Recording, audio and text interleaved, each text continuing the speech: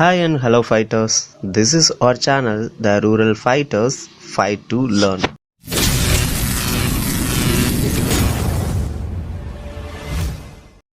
தமிழின் இனிமை மறவாய நண்பர்களுக்கு வணக்கங்கள். இந்த வீடியோ எதை பற்றினது அப்படின்னா A Brief Outline of British History அப்படின்ற வீடியோவோடைய செகண்ட் பார்ட் தான். இதுக்கு முன்னாடி நாங்கள் பார்ட் 1 வீடியோ போட்டிருப்போம். அதை நீங்கள் விசிட் பண்ணல அப்படின்னா நான் உங்களுக்காக ஐ பட்டனில் தரேன். நீங்கள் அதை விசிட் பண்ணிவிட்டு அப்புறமா இந்த வீடியோக்கு வாங்க. அப்போ தான் அதனுடைய கண்டினியூட்டி உங்களுக்கு புரியும். அண்ட் இப்போ தான் நம்ம சேனலை ஃபஸ்ட் டைம் விசிட் பண்ணுறீங்க அப்படின்னா மறக்காமல் நம்ம சேனலை சப்ஸ்கிரைப் பண்ணிக்கோங்க. அப்படியே பக்கத்தில் இருக்க பெல் ஐக்கானை கிளிக் பண்ணி ஆல் அப்படின்ற நோட்டிஃபிகேஷனுக்கு அளவு கொடுத்துருங்க. அப்போ தான் நம்மளுடைய ஃபியூச்சர் வீடியோஸ் எல்லாமே உங்களுக்கு நோட்டிஃபிகேஷனாக வந்து சேரும். Okay friends, next person William the second வராரு. he is also known as William Rufus அப்படின்றாங்க. ஸோ இவர் வில்லியம் ரூஃபஸ் அப்படின்றும் அறியப்படுறாரு அப்படின்றாங்க. Actually he was a cruel man and he died under tragic circumstances அப்படின்றாங்க. ஸோ இவர் பார்த்தீங்கன்னா ரொம்பவே க்ரூவல் மேன்ன்றாங்க. அண்ட் இவருடைய இறப்புமே பார்த்தீங்கன்னா ஒரு ட்ராஜிக் சர்க்கம்ஸ்டான்சஸ்னாங்க. அது என்னன்னு சொல்கிறாங்கன்னா an arrow drawn by an unknown hand while hunting in the New Forest. So இவங்கெல்லாம் நியூ ஃபாரஸ்ட்டுக்கு ஹண்டிங் போகிறாங்க. யார் அப்படின்னா வில்லியம் தி செகண்ட். அப்புறம் அவங்களுக்கு கூட எல்லாம் நிறைய பேர் போவாங்க பார்த்தீங்களா. ஸோ அந்த மாதிரி போகிறாங்க. அந்த டைமில் பார்த்தீங்கன்னா எங்கேயோ இருந்து ஒரு ஆரோன்னா தெரியும்ல, ஒரு அம்பு இவரை குத்திடுது. ஸோ அந்த ஒரு ட்ராஜிக் சர்க்கம்ஸ்டன்ஸில் தான் இவர் இறந்துருப்பார். ஸோ யாருன்னே தெரியாது, எந்த டைரக்ஷன்ல இருந்து வந்ததுன்னு தெரியாது. பட் இவர் குத்திரும், இவரும் இறந்துருவார் அப்படின்றாங்க. And all his companions ran in different directions. So அங்கேருந்த இவங்களுடைய கம்பேனியன்ஸ் கூட போனாங்க பார்த்தீங்களா, அவங்களாம் டிஃப்ரெண்ட் டிரெக்ஷனில் ஓடி போயிடுவாங்க. And the following morning his dead body was found by some foresters who carried it on a cart to Winchester. So இதில் என்ன சொல்கிறாங்க, அடுத்த நாள் மார்னிங் பார்த்தீங்கன்னா இவருடைய டெட் பாடியை அங்கேருந்து அந்த ஃபாரஸ்டர்ஸ்ன்னு சொல்கிறாங்க, அவங்க கேரி பண்ணிட்டு போகிறாங்க. எந்த பிளேஸுக்கு அப்படின்னா வின்செஸ்டர் அப்படின்றாங்க. இந்த பிளேஸ் த கண்ட்ரிஸ் கேபிட்டல் அப்படின்றாங்க. Where it was buried without any religious ceremony. So அந்த இடத்துல இவருடைய பாடி எந்த ஒரு ரிலீஜியஸ் செரிமனியுமே இல்லாமல், அதாவது எந்த ஒரு சடங்குமே இல்லாமல் புதைச்சிட்றாங்க அப்படின்றாங்க. And next his younger brother Henry first ruled from 1100 to 1135 அப்படின்றாங்க. ஸோ அதுக்கப்புறம் இவர் இறந்துட்டாரா, அப்போ அவருடைய யங்கர் பிரதரான ஹென்ரி தி ஃபர்ஸ்ட் வராரு. அவர் நியர்லி ஒரு 35 இயர்ஸ் ரூல் பண்ணுறாரு அந்த கண்ட்ரியை. And the next king was Stephen of ஆன்ஜியோன்றாங்க. ஸோ அவருக்கு அப்புறம் வந்தது ஸ்டீஃபன் ஆஃப் ஆன்ஜியோ அப்படின்ற இன்னொரு கிங் வந்திருக்காரு. ஓகே ஃப்ரெண்ட்ஸ், நெக்ஸ்ட் நம்ம பார்க்க போகிற கிங் யாருன்னு பார்த்தீங்கன்னா ஹென்ரி தி செகண்ட் அப்படின்ற கிங்கை தான் பார்க்க போகிறோம். ஸோ இதில் நிறைய இன்சிடென்ட் நடந்திருக்கு, அதாவது ஹிஸ்டாரிக்கல் இன்சிடென்ட் அப்படின்றது எல்லாமே இதில் தான் இருக்குது. இந்த இன்சிடென்ட்டை இன்ஸ்பயர் பண்ணி நிறைய பேர் ஒர்க்ஸ் எல்லாம் எழுதியிருக்காங்க அப்படின்னு சொல்லலாம். ஸோ நம்ம என்ன ஏது அப்படின்றத கொஞ்சம் உள்ள பார்க்கலாம். நெக்ஸ்ட் பார்த்தீங்கன்னா ஹென்ரி தி செகண்ட் வராரு. ஓகேங்களா, ஹென்ரி தி செகண்ட் இவர் யாருன்னு பார்த்தீங்கன்னா brother of king Stephen. So இப்போ லாஸ்டாக இருந்ததில் ஸ்டீஃபன் ஆஃப் ஆன்ஜியோ இருக்காருல்ல, அவருடைய பிரதர் தான் யாருன்னு பார்த்தீங்கன்னா ஹென்ரி தி செகண்ட் அப்படின்றாங்க. இவருடைய பீரியட்ல நடந்த ஒரு கிரேட் இம்பார்ட்டன்ஸ் அப்படின்னு பார்த்தீங்கன்னா ஒரு குவாரல் ஒன்று நடக்கும். யாருகளுக்கு இடையில அப்படின்னா between the king and the Thomas Beckett அப்படின்றாங்க. ஸோ இந்த கிங் யாரு, ஹென்ரி தி செகண்டுக்கும் தாமஸ் பெக்கெட்டுக்கு இடையில ஒரு குவாரல் நடக்கும். அது என்னன்னு பார்க்கலாம். அதுக்கு முன்னாடி இந்த தாமஸ் பெக்கெட் அப்படின்றது யாருன்னு கொஞ்சம் பார்த்துடலாம். இவர் the archbishop of Canterbury அப்படின்றாங்க. ஸோ கேன்டர்பரி அப்படின்ற ஒரு பிளேஸ்ல ஆர்ச் பிஷப்பா இருப்பாரு. யாருன்னு பார்த்தீங்கன்னா தாமஸ் பெக்கெட். ஓகேங்களா. It was actually a struggle for power between the state and the church. So இதில் என்ன சொல்ல வராங்க அப்படின்னா இந்த ஸ்ட்ரகிள் எதுக்காக, பவருக்காக. ஸோ இந்த பவர் யாருக்கிட்ட இருக்கணும், ஸ்டேட் கிட்ட இருக்கணுமா இல்லை சர்ச் கிட்ட இருக்கணுமா அப்படின்ற ஒரு ஸ்ட்ரகிள் தான் நடக்குது அப்படின்றாங்க. ஸோ நெக்ஸ்ட் பாருங்க, Thomas Becket son of the London merchant. So Thomas Becket நம்ம ஆர்ச் பிஷப்னு சொல்லிட்டோம். இவர் ஒரு லண்டன் மர்ச்சன்டோடைய சன்னு. Was originally the chancellor of Henry two. So already இவர் சான்சலராக இருந்திருக்காரு. Okay, next point. As chancellor Becket was hard working and loyal to the king, the king got him appointed as the archbishop of Canterbury அப்படின்றாங்க. So இவர் முன்னாடி Henry the second கிட்ட சான்சலராக work பண்ணியிருக்காரு. இவருடைய heart working and லாயலை புரிஞ்சுக்கிட்டு இவர் என்ன பண்ணுறாங்க அப்படின்னா ஆர்ச் பிஷப்பை அப்பாயிண்ட் பண்ணுறாரு. யாருன்னு பார்த்தீங்கன்னா Henry the second. But as he did so, Henry hoped that Becket would be subservient to him in his attempt to curb the power of the church. So இவரை வந்துட்டு ஆர்ச் பிஷப்பா அப்பாயிண்ட் பண்ணிட்டாருங்களா. ஹென்றி என்ன நினைக்கிறாரு அப்படின்னா, நம்ம வந்து அந்த பவரை வந்து கர்வ் பண்றதுக்காக யாரு நம்மளுக்கு ஹெல்ப் பண்ணுவாங்க, தாமஸ் பெக்கெட் வந்து ஹெல்ப் பண்ணுவாங்க அப்படின்னு நினைக்கிறாங்க. பட் என்ன நடந்திருக்கும் அப்படின்னா, however he was disappointed in his expectation. Very soon dispute arose between the king and the archbishop about the trial of the criminous clergyman. So இவர் அந்த எக்ஸ்பெக்ட் பண்ணுறாரு பார்த்தீங்களா, அந்த எக்ஸ்பெக்டேஷன் வந்து டிசப்பாயிண்ட் ஆயிடுச்சு. எதனால் அப்படின்னா, ஒன்ஸ் வந்து என்ன ஆகும் அப்படின்னா, அந்த கிங்குக்குமே ஆர்ச் பிஷப்புக்கும் ஒரு குவாரல் வரும், அதாவது ஒரு டிஸ்பியூட் வரும், ரெண்டு பேருக்குமே இடையில வந்துட்டு ஒரு விவாதம் வந்து வரும். என்ன அப்படின்னா, the king claimed that the offending clergyman should be tried in the king's court according to the law of the land அப்படின்றாங்க. அந்த தப்பு பண்ண அந்த கிளர்ஜிமேனை கிங் என்ன சொல்றாரு அப்படின்னா, கிங்ஸ் கோர்ட்ல தான் வந்து அவருக்கு தண்டனை கொடுக்கணும், according to the law of the land அப்படின்னு சொல்றாங்க. ஆனா த ஆர்ச் பிஷப், அதாவது தாமஸ் பெக்கெட் என்ன சொல்றாரு அப்படின்னா, on the other hand maintained that clergyman should be tried in the ecclesiastical court according to the canon law. அதாவது இவர் என்ன சொல்றாரு அப்படின்னா, இல்ல இவர் வந்து இந்த சர்ச் அப்படின்ற இடத்துல தான் வந்து தண்டனை கொடுக்கணும், அதுவும் பாத்தீங்கன்னா இந்த கிறிஸ்டியானிட்டி சில லாஸ் எல்லாம் ஃபாலோ பண்ணுவாங்கல்ல, அதை கன்சிடர் பண்ணி தான் நம்ம வந்து தண்டனை கொடுக்கணும் அப்படின்னு சொல்றாங்க. ஸோ இது வந்து ரெண்டு பேருக்குமே பயங்கரமான ஒரு வாக்குவாதம் ஆயிருது. And the king was angry with Becket for the stubborn stand he had taken on the matter. So இப்போ வந்து கிங்குக்கு ரொம்பவே கோபம் வந்துடுது. ஏன்னா இவர் வந்துட்டு பிடிச்ச பிடிவாதமா நிற்கிறாரு, அதனால வந்து ரொம்பவே கோபம் வந்துடுது. Fearing fatal consequences the archbishop fled to France. So இதுல என்ன சொல்றாங்க அப்படின்னா, ஸோ எப்படியா இருந்தாலும் கான்சிக்வன்சஸ் நிறைய இருக்கும், நம்மளை வந்து என்ன வேணாலும் பண்ணிடுவாங்க அப்படின்னு நினைச்சிட்டு இந்த ஆர்ச் பிஷப்பான தாமஸ் பெக்கெட் என்ன பண்றாரு அப்படின்னா, பிரான்ஸுக்கு வந்து ஓடிடுறாரு. where he continued his vigorous controversy for nearly 6 years. So அங்கே வந்து 6 years அங்கேயே வந்து ஸ்டே பண்ணிட்டாரு. as years went by, both became less stiff in their attitudes and some sort of agreement was reached between them. So இந்த 6 yearsக்கு அப்புறம் பார்த்தீங்கன்னா ரெண்டு பேத்துக்கு இடையில வந்துட்டு ஒரு அக்ரிமெண்ட் ஒன்று வருது. சரி ஓகே அப்படின்ற ஒரு ஆட்டிடியூட் வந்து கிரியேட் ஆகுது. ஆன் 1st December 1170 வந்து தாமஸ் பெக்கெட் என்ன பண்றாரு, இங்கிலாந்துக்கு வந்து திரும்பி வர்றாரு. But back in England Becket excommunicated the bishops. So இந்த டைம்ல பாத்தீங்கன்னா இவர் வந்ததுக்கு அப்புறம் அந்த இங்கிலாந்துல அந்த சர்ச்ல இருக்கிற அந்த பிஷப்ஸ் இருக்காங்க பாத்தீங்களா, அதுல சிலரை வந்துட்டு எக்ஸ்கம்யூனிகேட் பண்ணிடுறாரு, அதாவது அங்க அந்த பதவியில இருந்து நீக்கிடுறாரு. who had sided with the king in the time of their quarrel. So இவங்க வந்து குவாரல் பண்ணிட்டு இருப்பாங்கல்ல, தாமஸ் பெக்கெட்டுமே ஹென்றி தி செகண்ட் வந்து குவாரல் பண்ணிட்டு இருப்பாங்க. அந்த டைம்ல இந்த பிஷப்ஸ் எல்லாம் வந்து கிங்குக்கு ஃபேவரா சப்போர்ட் பண்ணிருப்பாங்க. அதனாலதான் இப்போ தாமஸ் பெக்கெட் இந்த பிஷப்ஸ் எல்லாருமே எக்ஸ்கம்யூனிகேட் பண்றாரு, அதாவது அந்த பதவியில இருந்து நீக்கிறாரு. Enraged by this, Henry expressed his desire to get rid of the quarrelsome archbishop. So இதனால வந்து நம்ம கிங் மறுபடியும் வந்து கோபமாயிருது. அவருக்கு கோபமானதுக்கு அப்புறம் கண்டிப்பா இவனை ஏதாவது ஒன்று பண்ணணும் அப்படின்ற மாதிரி ஒரு முடிவுக்கு வராரு.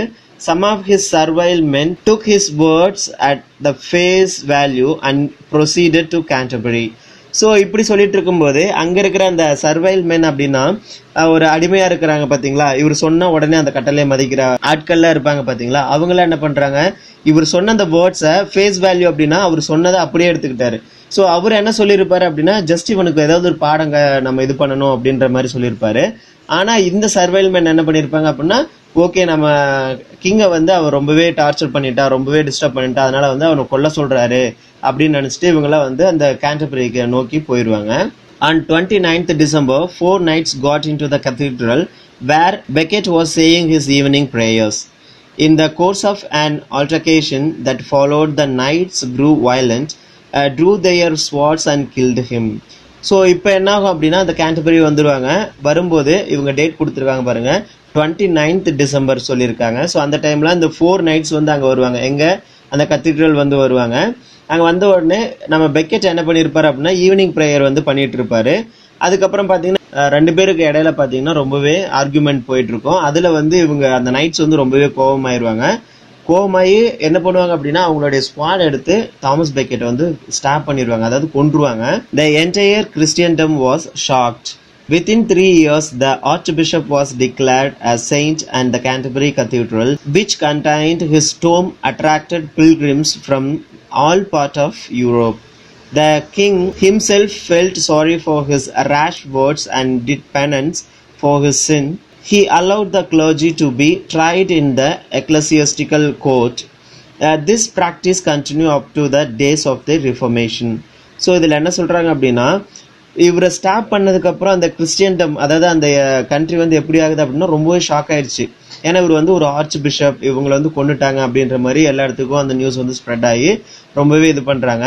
அண்ட் ஒரு 3 years கழிச்சு என்ன பண்ணுறாங்க அப்படின்னா, இந்த ஆர்ச் பிஷப் இருக்கார் பார்த்தீங்களா, தாமஸ் பெக்கெட்டை வந்து ஒரு செயின்ட் அப்படின்னு சொல்லி அறிவிக்கிறாங்க. ஸோ அதுக்காகவே அவங்களுக்கு கேண்டர்பரியில் வந்து ஒரு டோமும் வந்து கன்ஸ்ட்ரக்ட் பண்ணுறாங்க.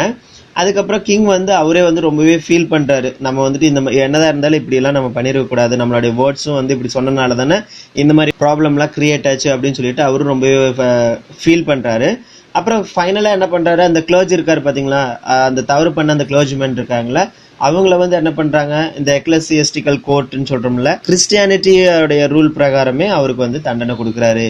ஸோ இந்த ப்ராக்டிஸ் வந்து அப்படியே கண்டினியூ ஆகுது. எது வரைக்கும் அப்படின்னா த டே ஆஃப் தி ரெஃபர்மேஷன் அப்படின்றாங்க. ஸோ இந்த ரெஃபர்மேஷன் ஒரு பீரியட் வரும், அந்த பீரியட் வரைக்குமே இதே ப்ராக்டிஸை வந்து கண்டினியூ பண்ணுறாங்க அப்படின்னு சொல்கிறாங்க.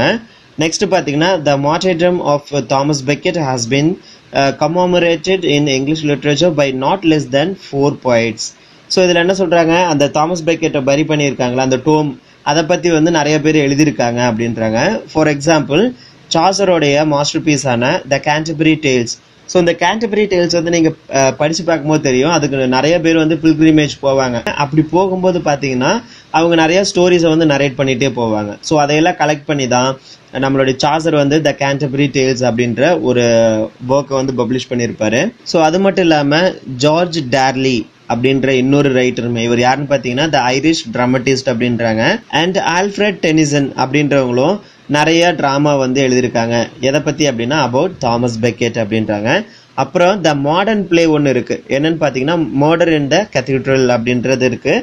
அது யார் எழுதியிருப்பாங்க அப்படின்னா பை T.S. எலியட் அப்படின்றாங்க. So T.S. எலியட்டுமே murder in the cathedral, அதாவது தாமஸ் பெக்கெட்டை வந்து கொண்டாங்க பார்த்தீங்களா, அந்த ஸ்டோரியை வந்து நரேட் பண்ணியிருப்பாரு இந்த புக்கில், மர்டர் இன் த கத்தீட்ரல் அப்படின்றது. அண்ட் த கேண்டர்பரி டேல்ஸ்ன்னு இருக்குது பார்த்தீங்களா, நான் ஆல்ரெடி வந்து நம்ம சேனலில் அதை டிஸ்கஸ் பண்ணியிருக்கேன். அதை வந்து உங்களுக்கு ஐ பட்டனில் தரேன், வேணும்னா டிஸ்கிரிப்ஷன் பாக்ஸ்லையும் தரேன், நீங்கள் போய் விசிட் பண்ணி பாருங்கள், கண்டிப்பாக உங்களுக்கு ரொம்பவே யூஸ்ஃபுல்லாக இருக்கும். And T.S. எலியட்டோடைய மர்டர் இன் த கத்தீட்ரல் உங்களுக்கு சம்மரி வேணும் அப்படின்னா நீங்கள் வந்து கமெண்ட் பாக்ஸில் கமெண்ட் பண்ணுங்கள், கண்டிப்பாக நாங்கள் அதுக்கு உண்டான வீடியோஸ் வந்து கூடிய சீக்கிரம் போஸ்ட் பண்ணுறோம். நெக்ஸ்ட் கிங் யாருன்னு பார்த்தீங்கன்னா ரிச்சர்ட் ஃபர்ஸ்ட் அப்படின்றாங்க. இவர் யாருன்னு பார்த்தீங்கன்னா ஹென்ரி செகண்டோடைய சன். ரிச்சர்ட் ஃபர்ஸ்ட் வந்து ஹென்ரி செகண்டோடைய சன். அண்ட் இவரை வந்துட்டு இன்னொரு வகையிலையும் சொல்லுவாங்க, என்னன்னு பார்த்தீங்கன்னா ரிச்சர்ட் த லைன் ஹார்ட் அப்படிம்பாங்க. அண்ட் இவர் வந்துட்டு இந்த தேர்ட் குருசைட் அப்படின்னு சொல்லுவாங்க. இந்த குருசைட் அப்படின்னா ஆக்சுவலாக ஒரு புனித போர் அந்த மாதிரி வந்து அர்த்தம். அதில் வந்து தேர்ட் குருசைட் அப்படின்னு சொல்கிறாங்க, அதில் வந்து இவர் பார்ட் எடுத்திருக்காரு அப்படின்றாங்க. அண்ட் இதை வந்து யார் நடத்தியிருப்பாங்க அப்படின்னா யூரோப்பியன்ஸ் வந்து நடத்தியிருப்பாங்க. Europeans powers between the 11th century and the 14th century to recover the holy places where Jesus Christ had lived his earthly life அப்படின்றாங்க. ஸோ இந்த யூரோப்பியன்ஸில் என்ன பண்ணுறாங்க அப்படின்னா 11th centuryலேருந்து 14th century வரைக்கும் என்ன பண்ணுறாங்க அப்படின்னா த ஹோலி பிளேசஸ் அப்படின்ற ஒரு சில பிளேசஸ் வந்து கன்சிடர் பண்ணுறாங்க. அது என்ன அப்படின்னா ஜீசஸ் கிரைஸ்ட் வந்து இந்த பூமியில் வந்து வாழும்போது எந்த இடத்துல எல்லாம் வாழ்ந்தார், அந்த இடத்தையெல்லாம் வந்து இந்த யூரோப்பியன் வந்து கைப்பற்றணும், ரெக்கவர் பண்ணணும் அப்படின்லாம் நினச்சிட்டு இந்த குருசேட்ஸ் வந்து நடத்துவாங்க. It was called so because those who took part in it wore a cross sewn on their clothes. So இதில் என்ன சொல்கிறாங்க அப்படின்னா இதில் வந்து பார்ட் எடுத்தவங்க எல்லாத்தையுமே அப்படி தான் சொல்கிறாங்க. ஏன் அப்படின்னா எல்லாருமே வந்து அந்த கிராஸ் இருக்குது பார்த்தீங்களா, அந்த சிலுவை வந்து அவங்களுடைய ட்ரெஸ்ஸில் வந்து இது பண்ணியிருக்காங்க, அதாவது அணிஞ்சிருக்காங்க அப்படின்னு சொல்லி சொல்கிறாங்க. ஆல் டுகெதர் 4 crusades வேர் கண்டக்டட். ஸோ எல்லாமே பார்த்தீங்கன்னா டோட்டலாக 4 crusades வந்து நடந்திருக்கு. The first crusade was undertaking with enthusiasm and at the end in 1099 Jerusalem was taken. So in 1099 வந்து இந்த ஜெருசலம் அப்படின்ற ஒரு புனித இடத்த வந்து கைப்பற்றுறாங்க. யாருன்னு பார்த்தீங்கன்னா இந்த யூரோப்பியன்ஸ் வந்து கைப்பற்றுறாங்க. த செகண்ட் குருசேட், ஸோ இது வந்து ஃபர்ஸ்ட் குருசேட்ல வந்து நடந்தது சரிங்களா. இந்த ஜெருசலம் வந்து ஃபர்ஸ்ட் கைப்பற்றினது வந்து ஃபர்ஸ்ட் குருசேட்ல. And the second crusade was in 1144. So second crusade வந்து 1144ல நடந்திருக்கு. In 1187 sultan Saladin of Syria took away Jerusalem from the Christians. ஸோ இதுக்கப்புறம் பார்த்தீங்கன்னா 1187ல் சுல்தான் சாலதின் அப்படின்ற ஒருத்தர் இருக்காரு, அவர் வந்து சிரியால இருந்து வந்திருக்காரு. அவர் வந்து இந்த ஜெருசலம் அப்படின்ற பிளேஸை கிறிஸ்டியன்ஸ்கிட்ட இருந்து கைப்பற்றிக்குவாரு அப்படின்னு சொல்றாங்க. To recover Jerusalem from the Mohammedans, the third crusade was undertaken by Richard First of England. So இந்த டைமில் தான் வந்து நம்ம ரிச்சர்ட் ஃபர்ஸ்ட் அப்படின்றவர் வந்து உள்ளே வராரு. ஸோ இந்த ஜெருசலம் அப்படின்ற பிளேஸை வந்து மொஹமெதன்ஸ்ட இருந்து வாங்கிறதுக்காக தேர்ட் குரூசைடு வந்து கண்டக்ட் பண்ணுறாங்க. யாருன்னு பார்த்தீங்கன்னா ரிச்சர்ட் ஃபர்ஸ்ட் ஆஃப் இங்கிலாந்து அப்படின்றாங்க. And Philip two of France. So அவங்களோட சேர்றது யாருன்னு பார்த்தீங்கன்னா ஃபிலிப் டூ அப்படின்ற இன்னொரு கிங்கும் வந்து சேர்றாங்க. அவங்க வந்துட்டு ஃப்ரான்ஸோடைய கிங். And emperor Frederick first. So emperor Frederick ஃபர்ஸ்ட்னு ஒருத்தர் இருக்காரு. அவர் வந்து பிரஷ்யாவோடைய எம்பரர். இவங்க எல்லாருமே சேர்ந்து அதை வந்து கைப்பற்றுறதுக்காக ட்ரை பண்றாங்க. Though the war was not a complete success, a truce was made in 1191 by which the Christians were allowed to go on pilgrimage to the Holy Sepulchre. இவங்க எல்லாருமே சேர்ந்து கண்டக்ட் பண்ண அந்த குருசேட் வந்து சக்ஸஸ் ஆகலை, அதாவது complete success ஆகலை. But என்ன ஆகுது அப்படின்னா இந்த கிறிஸ்டியன்ஸ் வந்து அங்கே வந்து பில்கிரிமேஜ் போகலாம். அந்த ஹோலி செப்பல்ச்சர் அப்படின்னா அங்கே இருக்கிற அந்த என்ன சொல்கிறது, அந்த கல்லறை அப்படின்னு சொல்லுவோம் பார்த்தீங்களா, அதுக்கு வந்து போகலாம் அப்படின்ற ஒரு பெர்மிஷன் கிடைக்குது. அதுதான் அந்த இதோடைய சக்ஸஸ் அப்படின்னு சொல்கிறாங்க. நெக்ஸ்ட் கிங்காக நம்ம யாரை பார்க்க போகிறோம் அப்படின்னா கிங் ஜான் அப்படின்னு ஒருத்தர் வராரு. இவர் வந்து the brother of Richard first. Richard ஃபர்ஸ்டோடைய பிரதர் தான் இவர். His was a period of misrule. ஸோ இவருடைய பீரியட் வந்து ரொம்பவே மிஸ்ரூலாக தான் இருந்திருக்கு. At last the chief barons decided to place the grievances of the country before the king. So இந்த டைமில் பார்த்தீங்கன்னா அந்த பேரன்ஸ் இருக்காங்க பார்த்தீங்களா, அவங்கள என்ன பண்ணுறாங்க அப்படின்னா கண்ட்ரியோடைய அந்த கிரீவன்சஸ் இருக்குது பார்த்தீங்களா, அதாவது அந்த மக்கள் படுற கஷ்டம், அந்த நாடு படுற கஷ்டம், இது எல்லாத்தையும் கிங் கிட்ட போய் சொல்கிறாங்க. They were joined by the Archbishop Stephen Langton on behalf of the clergy and by the mayor of London on behalf of the towns. So இதில் வந்து ரெண்டு கேரக்டர் வந்து ரொம்பவே இம்பார்ட்டண்ட்டாக இருக்காங்க. யாருன்னு பார்த்தீங்கன்னா ஆர்ச் பிஷப்பான Stephen Langton on behalf of the clergy. So அந்த கிளர்ஜிக்கெல்லாம் ஒரு ஹெட்டாக வந்து யார் போகிறாங்க அப்படின்னா ஆர்ச் பிஷப் ஸ்டீஃபன் லாங்டன் அப்படின்றவர். அண்ட் பார்த்தீங்கன்னா த மேயர் ஆஃப் லண்டன் அப்படின்ற இன்னொருத்தர் வராரு. அவர் வந்துட்டு on behalf of the town. So டவுனுடைய தலைமையாக வந்து மேயர் ஆஃப் லண்டன் அப்படின்றவரும் அங்கே போகிறாங்க. On 5th June 1215 they met the king at the meadow called Runnymede on Surrey side of the river Thames. So இவங்க ரெண்டு பேர் சேர்ந்து யார் ஆர்ச் பிஷப் ஸ்டீஃபன் லாங்டனுமே மேயர் ஆஃப் லண்டனுமே எங்கே போகிறாங்க அப்படின்னா கிங்கை பார்க்கறதுக்காக போகிறாங்க. அந்த பிளேஸ் என்னன்னு பார்த்தீங்கன்னா Runnymede on Surrey side of the river Thames. So river Thames அப்படின்னு ஒன்று இருக்குது. ஸோ நம்ம லிட்ரேச்சரில் வந்து நிறைய இடத்துல வந்து தேம்ஸ் ரிவர் நம்ம படிக்கலாம். ஸோ அந்த ரிவருக்கு பக்கத்தில் வந்து ரானிமேட் அப்படின்ற ஒரு பிளேஸில் வந்து கிங்கை மீட் பண்ண போகிறாங்க. There he signed the document which because of its length was called Magna Carta or the Great Charter. So இவங்க அந்த பிளேஸுக்கு ஒரு டாக்குமெண்ட்டில் வந்து சைன் வாங்க போகிறாங்க. ஸோ அந்த டாக்குமெண்ட் பார்த்தீங்கன்னா ரொம்பவே லென்த்தியாக இருக்குது. ஸோ அந்த லென்த்தியாக இருக்கிறதுனால அந்த டாக்குமெண்ட்டை என்னன்னு சொல்கிறாங்க அப்படின்னா மேக்னா கார்ட்டா, அப்படி இல்லைன்னா த கிரேட் சார்ட்டர் அப்படின்னு சொல்கிறாங்க. ஸோ இந்த மேக்னா கார்ட்டா த கிரேட் சார்ட்டர் ரெண்டுமே ஒன்று தான். ஒன்றில் இப்படி சொல்லுவாங்க, இல்லைன்னா அப்படி சொல்லுவாங்க. ஸோ இந்த டாக்குமெண்ட் எதை பற்றினது அப்படின்னா மக்களுடைய ஃப்ரீடமை பற்றினது. அதாவது இந்த மக்கள் இப்படி பண்ணலாம் அப்படி பண்ணலாம் அப்படின்றதுக்கு எல்லாத்துக்குமே வந்து ஒரு டாக்குமெண்ட் ஒன்று ரெடி பண்ணி அதில் வந்து சைன் வாங்குறதுக்காக மேயர் ஆஃப் லண்டனும் ஸ்டீஃபன் லாங்டனும் போயிருப்பாங்க. ஸோ அதை வந்து கிங்கும் வந்து சைன் பண்ணிடுவார். Everyone benefited by the great charter. As a matter of fact, this famous document marked the beginning of the English Constitution.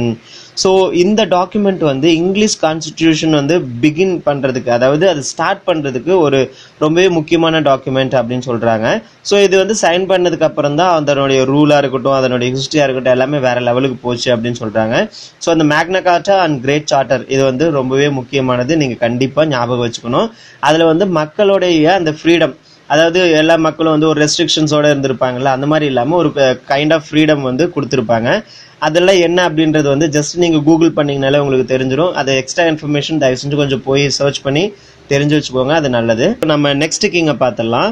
Next யாருன்னு பார்த்தீங்கன்னா ஹென்ரி த தேர்ட் வராரு. இவர் யாருன்னு பார்த்தீங்கன்னா eldest son of king John அப்படின்றாங்க. King ஜானோடைய eldest son தான் Henry third வராரு. இவர் வந்து ஃபேமஸ் ஃபார் 3 things. இவர் எதுக்கெல்லாம் வந்துட்டு ஃபேமஸாக இருக்காரு அப்படின்னா a pious man that he was, Henry built many churches. So இவர் வந்து ஒரு பயஸ் மேன் சொல்கிறாங்க. யார்? ஹென்ரி த தேர்ட் வந்து பயஸ் மேன் சொல்கிறாங்க. அண்ட் இவர் வந்து நிறையா சர்ச்சஸ் வந்து பில்ட் பண்ணியிருக்காரு. The most important of them being the Westminster Abbey. So இந்த வெஸ்ட்மின்ஸ்டர் ஆபே இருக்குது பார்த்தீங்களா, அதை வந்து கன்ஸ்ட்ரக்ட் பண்ணது யாருன்னு பார்த்தீங்கன்னா ஹென்ரி த தேர்ட் தான் வந்து கன்ஸ்ட்ரக்ட் பண்ணியிருக்காரு. The second thing was the advent of the Dominican monks and the Franciscan friars to England. அதாவது செகண்ட் இம்பார்ட்டன்ட் திங் வந்து என்னன்னு சொல்கிறாங்க அப்படின்னா advent of the Dominican monks. So இந்த டொமினிக்கன் மாங்க்ஸுமே ஃப்ரான்சிஸ்கன் ஃப்ரீயர்ஸ் அப்படின்னு சொல்கிறாங்க. இவங்க வந்து இங்கிலாந்துக்கு வராங்க. அதுதான் வந்து ரெண்டாவது இம்பார்ட்டன்ட் திங் அப்படின்னு சொல்கிறாங்க. இந்த early part of the 30th century, Saint Dominic of Spain and Saint Francis of Assisi founded their religious order in Italy. So இந்த செயின்ட் டொமினிக் அப்படின்றவர் வந்து ஸ்பெயின்லேருந்து வரவர், அண்ட் செயின்ட் ஃப்ரான்சிஸ் அப்படின்றவர் வந்து அசிசி அப்படின்ற பிளேஸ்லேருந்து வரவங்க. இவங்க ரெண்டு பேருமே சேர்த்து அந்த ரிலீஜியஸ் அப்படின்ற ஒரு விஷயத்த இட்டலியில் வந்து ஸ்ப்ரெட் பண்ணியிருப்பாங்க. And their main objective was preaching in order to prevent the spread of heresy. So இந்த இடத்துல வந்து இந்த ஹெரிசி அப்படின்னா இந்த மதங்களுக்கு எதிரான கொள்கை அப்படின்னு சொல்லுவோம் பார்த்தீங்களா. ஸோ அந்த ஒரு மாதிரி கான்ட்ரவர்சியலான ஐடியாஸ் இதெல்லாம் வந்துட்டு அவாய்ட் பண்ணுறதுக்காக தான் இவங்க வந்து இந்த ப்ரீச் பண்ணுறாங்க அப்படின்னு சொல்கிறாங்க. Within a few years members of these orders came to England and began to play an effective role in the religious and social life of the country. So கொஞ்ச வருஷம் கழிச்சு அவங்க எங்கே வராங்க அப்படின்னா இங்கிலாந்து வராங்க. வந்துட்டு அவங்களுடைய எஃபெக்டிவ் ரோலை வந்து ப்ளே பண்ணுறாங்க. எதில் அப்படின்னு பார்த்தீங்கன்னா the religious and social life of the country. So religious ஆஸ்பெக்ட்லேயுமே அண்ட் சோசியல் லைஃப்லேயுமே பார்த்தீங்கன்னா அவங்களுடைய கான்ட்ரிபியூஷன் வந்து கொடுக்குறாங்க. Henry III favored the Dominicans, but the Franciscans were more popular among the people. So நம்மளுடைய ஹென்ரி தேர்டு வந்து இந்த டொமினிக்கன்ஸுக்கு தான் வந்து ஃபேவராக இருக்காங்க. பட் ஆக்சுவலாக அங்கே என்ன நடக்குது அப்படின்னா இந்த ஃப்ரான்சிஸ்கன் தான் ரொம்பவே பாப்புலராக இருக்காங்க. யாருக்கு மத்தியில் அப்படின்னா மக்களுக்கு மத்தியில். The Dominicans wore black cloaks and they were called the Black Friar. Clock அப்படின்னா இந்த பாஸ்டர்லாம் போடுவாங்க பார்த்தீங்களா, அந்த லாங்கான ஒரு கோட் மாதிரி இருக்கும் பார்த்தீங்களா, அதான் வந்து கிளாக்னு சொல்கிறாங்க. அது வந்து பிளாக் கலரில் போட்டிருக்காங்க. அதனால் வந்து அவங்கள Black Friars அப்படின்னு சொல்கிறாங்க. Since the Franciscans wore grey clocks. So Franciscans என்ன ஓர் பண்ணியிருக்காங்க அப்படின்னா கிரே கலரில் வந்து ஓர் பண்ணியிருக்காங்க. ஸோ அவங்கள வந்து கிரே ஃப்ரியர்ஸ்ன்னு சொல்கிறாங்க. ஸோ ரெண்டுமே சிம்பிள் தான். இந்த டொமினிக்கன்ஸ் வந்து பிளாக் கலரில் ஓர் பண்ணியிருக்காங்க, அதனால் வந்து பிளாக் ஃப்ரியர்ஸ்ன்னு சொல்கிறாங்க. இந்த ஃப்ரான்சிஸ்கன் வந்து கிரே கலரில் வந்து அந்த கிளாக் வந்து ஓர் பண்ணியிருக்காங்க, அதனால் கிரே ஃப்ரியர்ஸ் அப்படின்னு சொல்கிறாங்க. The Franciscans settled in the outskirt of towns and looked after the poor and the sick. So இந்த ஃப்ரான்சிஸ்கன்ஸ் வந்து எதனால் மக்களுக்கு மத்தியில் இவ்வளோ தூரம் பாப்புலராக இருக்காங்க அப்படின்னா அவங்க வந்துட்டு டவுனை விட்டு வெளியில தான் வந்து ஸ்டே பண்ணியிருக்காங்க. அண்ட் அங்கே இருக்கிற அந்த புவர் பீப்புள் இருக்காங்க பார்த்தீங்களா, அவங்கள ரொம்பவே டேக் கேர் பண்ணிக்கிறாங்க. அதே மாதிரி வந்து ரொம்ப உடம்புக்கு முடியாதவங்களை வந்து டேக் கேர் பண்ணிக்கிறாங்க. அதனால தான் வந்து இவங்க மக்களுக்கு மத்தியில் பெரிய செல்வாக்கோட இருக்காங்க. யார்? Franciscans. Okay, many members of the order studied at Oxford and some of them become good physicians. So இதில் இருக்கிற அந்த ஃப்ரான்சிஸ்கன்ஸ் இருக்காங்க பார்த்தீங்களா, அதில் நிறைய பேர் பார்த்தீங்கன்னா இந்த ஆக்ஸ்ஃபோர்டில் வந்து படிச்சிருக்காங்க. அண்ட் அவங்கெல்லாம் பார்த்தீங்கன்னா குட் ஃபிசிஷியன்ஸ் அப்படின்றாங்க. ஸோ அவங்க டாக்டர்ஸாக இருக்காங்க அப்படின்றாங்க. In fact, the Franciscans were the doctors of medieval England. Among them, there were also many eminent men of learning அப்படின்றாங்க. ஸோ அந்த டைமில் எமினன்ட் மென் ஆஃப் லேர்னிங் அப்படின்னா அவங்க நிறைய விஷயங்களை கற்றுக்கிட்டே இருந்தாங்க அப்படின்றாங்க. One such friar, famous for his vast erudition, was Roger Bacon. அவங்க வந்து the greatest scientist of the age. So அவங்க வந்து அந்த பீரியடில் பார்த்தீங்கன்னா அந்த ஏஜில் பார்த்தீங்கன்னா greatest scientist அப்படின்னு சொல்கிறாங்க. He died at Oxford in the year 1294. So இவர் வந்து 1294 பார்த்தீங்கன்னா ஆக்ஸ்ஃபோர்டில் வந்து இறந்துருவார் அப்படின்றாங்க. நெக்ஸ்ட்டாக பார்த்தீங்கன்னா லாஸ்ட் கிரேட் ஈவெண்ட் என்னன்னு பார்க்கலாம். Third great event of Henry's reign was the summoning of the first parliament in 1265 by the king's brother-in-law Simon de Montfort. So இது தேர்டாக என்ன சொல்கிறாங்க அப்படின்னா த ஃபர்ஸ்ட் பார்லிமெண்ட் அப்படின்னு ஒரு இதை வந்து கண்டக்ட் பண்ணுறாங்க. ஸோ த ஃபர்ஸ்ட் பார்லிமெண்ட்டை எந்த வருஷத்தில் கண்டக்ட் பண்ணுறாங்க அப்படின்னா 1265 வந்து கண்டக்ட் பண்ணுறாங்க. யாருன்னு பார்த்தீங்கன்னா கிங்கோடைய பிரதர் இன்ல ஒருத்தர் இருக்காரு, அவர் பேர் வந்து சைமன் டி மான்ஃபோர்ட் அப்படின்றவர் இருக்காரு. அவரு தான் வந்து இந்த ஃபர்ஸ்ட் பார்லிமெண்ட்டை வந்து கண்டக்ட் பண்ணுறாரு. He called upon every shire, city and borough in England to elect 2 representatives who were to join the barons and the bishops in their deliberations. So இவர் என்ன பண்றாரு அப்படின்னா இந்த ஃபர்ஸ்ட் பார்லிமெண்ட்டுக்கு எல்லாரையுமே இன்வைட் பண்றாரு, சிட்டில இருந்து எல்லா இடத்துல இருந்துமே இன்வைட் பண்றாங்க. எதுக்காக அப்படின்னா டு எலெக்ட் 2 ரெப்ரசன்டேட்டிவ்ஸ், அதாவது 2 ரெப்ரசன்டேட்டிவ்ஸை வந்து எலெக்ட் பண்றதுக்காக தான் எல்லாத்தையும் கூப்பிடுறாங்க. அது எதுக்காக அதை செலக்ட் பண்றாங்க அப்படின்னா to join the parents and the bishops in their deliberations. So அவங்க கூட சேர்ந்து, அதாவது பேரன்ஸ் அண்ட் பிஷப்ஸ் கூட சேர்ந்து ஒரு கரெக்டான முடிவு எடுக்கிறது, அது ரிலேட்டடாக வந்து ரிசர்ச் பண்ணுறது, அந்த மாதிரி விஷயத்துக்குலாம் வந்து 2 ரெப்ரசன்டேட்டிவ்ஸை வந்து எலெக்ட் பண்ணுறதுக்காக தான் கூப்பிடுறாங்க. This he thought would be an effective way to check the powerful parents. So இந்த பேரன்ஸ் அப்படின்றவங்க தான் அந்த இங்கிலாண்டில் வந்து ரொம்பவே பவர்ஃபுல்லாக இருப்பாங்க. ஸோ அவங்கள செக் பண்ணுறதுக்கும் இது ஒரு வழியாக இருக்கும் அப்படின்றத வந்து சொல்கிறாங்க. For this reason the parliament of 1265 has been called the first house of commons. So இந்த ஃபர்ஸ்ட் பார்லிமெண்ட் இருந்தது பார்த்தீங்களா, அதை வந்து ஃபர்ஸ்ட் ஹவுஸ் ஆஃப் காமன்ஸ் அப்படின்றாங்க. ஸோ அந்த காமன், அதாவது காமன் பீப்புள் இருக்காங்க பார்த்தீங்களா, அவங்களுக்கு உண்டான ஹவுஸ் ஆஃப் காமன்ஸ் அப்படின்னு சொல்லி சொல்கிறாங்க. ஸோ எப்போவுமே இந்த பேரோன்ஸ் இவங்க தான் வந்துட்டு அந்த பவர்ஃபுல் பிளேஸில் இருப்பாங்க. அவங்க என்ன பண்ணுறாங்க ஏது பண்ணுறாங்க அப்படின்றது காமன்ஸுக்கு தெரியாது. ஸோ அவங்க மேக்ஸிமம் பண்ணுறது எல்லாமே பார்த்தீங்கன்னா இந்த ரிச் பீப்புள் இவங்கள தான் போய் அடையும். இப்போ நம்ம வந்து கரண்ட் சினாரியோவை கூட எடுத்துக்கலாம். ஸோ நிறைய இடத்துல அந்த மாதிரி தான் நடந்துட்டு இருக்கு. இது இங்கிலாந்து ஹிஸ்ட்ரியிலையுமே பார்த்தீங்கன்னா இந்த மாதிரிலாம் நடந்திருக்கு. ஸோ அந்த டைமில் தான் இந்த ஃபர்ஸ்ட் பார்லிமெண்ட் அப்படின்ற ஒரு இதை வந்து நம்ம ஹென்ரி த தேர்டோடைய பீரியடில் அவருடைய பிரதர் இன்லாவான சைமன் டி மாண்ட்ஃபோர்ட் வந்து கண்டக்ட் பண்ணியிருக்காரு. ஸோ அதனால் இதை வந்து ஹவுஸ் ஆஃப் காமன்ஸ் அப்படின்னு சொல்லி சொல்கிறாங்க. And Montfort has been named the creator of the first house of commons. Next character யார் வரான்னு பார்த்தீங்கன்னா எட்வர்ட் ஃபர்ஸ்ட் வராரு. ஓகேங்களா, இவர் வந்து ஹென்ரி தேர்டோடைய சன் தான் Edward first. He conquered Wales and in 1283 made his son prince of Wales. So இவர் வந்து அந்த வேல்ஸை வந்து கான்கோர் பண்ணுறாரு. பண்ணதுக்கப்புறம் அவருடைய சன்னை வந்து அதுக்கு வந்து பிரின்ஸாக வந்து நியமிக்கிறாரு. அதுக்கப்புறம் பார்த்தீங்கன்னா அவருடைய சன்னை எல்லாருமே வந்து பிரின்ஸ் ஆஃப் வேல்ஸ்ன்னு தான் கூப்பிடுவாங்க. Edward made not less than 3 attempts to become the king of Scotland, but he failed and Robert Bruce was chosen as the king. So Edward first வந்து என்ன பண்ணியிருப்பார் அப்படின்னா not less than 3 attempts. So கிட்டத்தட்ட 3 முயற்சிக்கு மேலே எடுத்திருப்பாங்க. எதுக்காக அப்படின்னா ஸ்காட்லாண்டோடைய கிங் ஆகணும் அப்படின்றதுக்காக இவர் நிறைய ட்ரை பண்ணியிருப்பாரு. பட் இவர் அந்த 3 தடவைக்கு மேலே ட்ரை பண்ணியுமே வந்துட்டு அதில் ஃபெயில் தான் ஆயிருப்பாரு. பட் அட் லாஸ்ட் என்ன ஆகும் அப்படின்னா ராபர்ட் ப்ரூஸ் அப்படின்ற ஒருத்தர் வந்து கிங் ஆயிடுவாரு.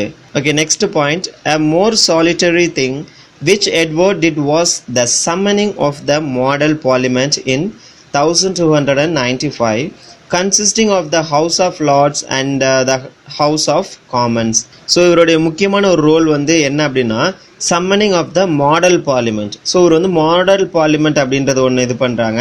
ஸோ அதில் யாரெல்லாம் இருக்காங்க அப்படின்னா consisting of the house of lords. So இந்த லார்ட்ஸ்ன்னு சொல்கிறோம் பார்த்தீங்களா, அந்த குரூப்புமே இருக்காங்க. And the house of commons. So இவங்க 2 பேர்த்தையுமே வச்சு ஒரு மாடல் பார்லிமெண்ட்டை வந்து இந்த இயர் 1295 வந்து இவர் கிரியேட் பண்ணுறாரு. The members of the house of lords. So இந்த ஹவுஸ் ஆஃப் லார்ட்ஸ் அப்படின்னு இருக்கு பார்த்தீங்களா, அந்த இதில் இருக்கிற மெம்பர்ஸ்லாம் யாருன்னு பார்த்தீங்கன்னா the earls, barons, abbots and bishops were nominated by the king. So இது வந்து த ஹவுஸ் ஆஃப் லார்ட்ஸ் அப்படின்ற அந்த ஒரு சர்க்கிளில் யாரெல்லாம் வராங்க அப்படின்னா ஏர்ல்ஸ் வராங்க, பேரோன்ஸ் வராங்க, அபோட்ஸ் வராங்க அண்ட் பிஷப்ஸ் வராங்க. இவங்களை எல்லாத்தையுமே யார் நாமினேட் பண்ணாங்க அப்படின்னா கிங் தான் வந்து நாமினேட் பண்ணியிருப்பாங்க. But the members of house of commons were elected by the people. So இந்த ஹவுஸ் ஆஃப் காமனுக்கு உண்டான அந்த மெம்பர்ஸை வந்து யார் எலெக்ட் பண்ணியிருப்பாங்க அப்படின்னா பீப்புள் தான் எலெக்ட் பண்ணியிருப்பாங்க. ஸோ இப்போ நம்ம சொல்கிறோம் பார்த்தீங்களா ஜனநாயகம், அது வந்து அதனுடைய தொடர்ச்சியிலேருந்து தான் வந்திருக்கும் அப்படின்னு நினைக்கிறோம். ஸோ எட்வர்ட் ஃபர்ஸ்ட்டை பற்றின டீட்டெயில்ஸ் இவ்வளோ தான் ஃப்ரெண்ட்ஸ். நெக்ஸ்ட் வந்து எட்வர்ட் செகண்டுக்கு போயிடலாம். இவர் வந்து எட்வர்ட் ஃபர்ஸ்டோடைய சன்னு சொல்கிறாங்க. Made one more effort to conquer Scotland. ஸ்காட்லாண்டை வந்து கான்கர் பண்ணுறதுக்கு இவரும் வந்து ஒரு எஃபோர்ட் போடுறாரு, இன்னொரு தடவை ட்ரை பண்ணி பார்க்கலாம் அப்படின்னு. The armies of both the countries met at Bannockburn. So இந்த பெனாக்பார்ன் அப்படின்ற பிளேஸில் 2 ஆர்மிஸ்மே வந்து மீட் பண்ணுறாங்க. But in the battle the Scots became successful. So again என்ன ஆகுது அப்படின்னா இந்த ஸ்காட்லாண்ட் வந்து சக்ஸஸ் ஆயிடுறாங்க. Therefore the English were forced to recognise Robert Bruce as king of Scotland. In spite of this agreement there was a frequent fighting between the 2 countries for next 200 years and more. So next என்ன பண்றாங்க அப்படின்னா இந்த Robert Bruce தான் வந்து ஸ்காட்லாண்டோடைய king அப்படின்றது முடிவாயிருச்சு. அதுக்கப்புறம் என்னாச்சு அப்படின்னா ஃப்ரீக்வெண்டா 2 கண்ட்ரிக்கு இடையில அடிக்கடி ஃபைட் வந்துட்டே இருக்கும். அது என்ன சொல்றாங்க அப்படின்னா நியர்லி 200 years and more அப்படின்றாங்க. ஸோ கிட்டத்தட்ட 200 வருஷத்துக்கு மேலே வந்து அவங்களுக்கு இடையில வந்துட்டு நிறைய ஃபைட்டிங் தான் வந்திருக்கு அப்படின்றாங்க. ஃபைனலா ஒரு கிங் பார்த்தலாம், இவர் வந்து எட்வர்ட் 3 அப்படின்னு சொல்றாங்க. ஸோ இவரை பத்தி மேக்ஸிமம் டீடைல்ஸ் கொடுக்கல. ஆனா வந்து இவருடைய பீரியட்ல நடந்த முக்கியமான ஒரு விஷயம்னு பார்த்தீங்கன்னா the beginning of the 100 years war between England and France அப்படின்றாங்க. ஸோ இவருடைய ரூல் எந்த டைம்ல இருந்தது அப்படின்னா the beginning of the 100 years wars. So இந்த 100 year வார்னா என்ன ஏது அப்படின்றத வந்து நான் நெக்ஸ்ட் வீடியோவில் வந்து உங்களுக்கு போஸ்ட் பண்ணுறேன். ஸோ இந்த மாதிரி இங்கிலீஷ் லிட்ரேச்சர்னு பார்த்தீங்கன்னா எக்கச்சக்கமான ஹிஸ்ட்ரிஸ் இருக்குது. அது எல்லாத்தையுமே நம்ம வந்து அப்கமிங் வீடியோஸில் நிறையவே டிஸ்கஸ் பண்ண போகிறோம். அண்ட் நம்மளுடைய வீடியோஸில் உங்களுக்கு ஏதாவது டவுட்ஸ் இருக்குது இல்லை ஏதாவது கிளாரிஃபிகேஷன் வேணும் அப்படின்னா நீங்கள் மறக்காமல் கமெண்ட் பாக்ஸில் கமெண்ட் பண்ணிடுங்க. நாங்கள் கண்டிப்பாக அதுக்கு வந்து ஆன்சர் பண்ணிடுவோம். அண்ட் உங்களுக்கு ஏதாவது டாபிக் நாங்கள் கவர் பண்ணணும் இல்லை உங்களுக்கு ஏதாவது மெட்டீரியல் தேவைப்படுது அப்படின்னா நீங்கள் அதையும் வந்துட்டு கமெண்ட் பாக்ஸில் கமெண்ட் பண்ணிடுங்க. அண்ட் இனிமே நம்ம சேனலில் நீங்கள் சப்ஸ்கிரைப் பண்ணாமல் இருக்கீங்க அப்படின்னா கீழே இருக்கிற ரெட் கலர் சப்ஸ்கிரைப் பட்டனை கிளிக் பண்ணி நம்ம சேனலை சப்ஸ்கிரைப் பண்ணிக்கோங்க. அப்படியே பக்கத்தில் இருக்க பெல் ஐக்கானை கிளிக் பண்ணி ஆல் அப்படின்ற நோட்டிஃபிகேஷனுக்கு அளவு கொடுத்துருங்க. அப்போ தான் நம்மளுடைய ஃபியூச்சர் வீடியோஸ் எல்லாமே உங்களுக்கு நோட்டிஃபிகேஷனாக வந்து சேரும். And that's all for this video friends. I will meet you with my next video. Until tata, take care, bye. This is our channel, The Rural Fighters Fight to Learn.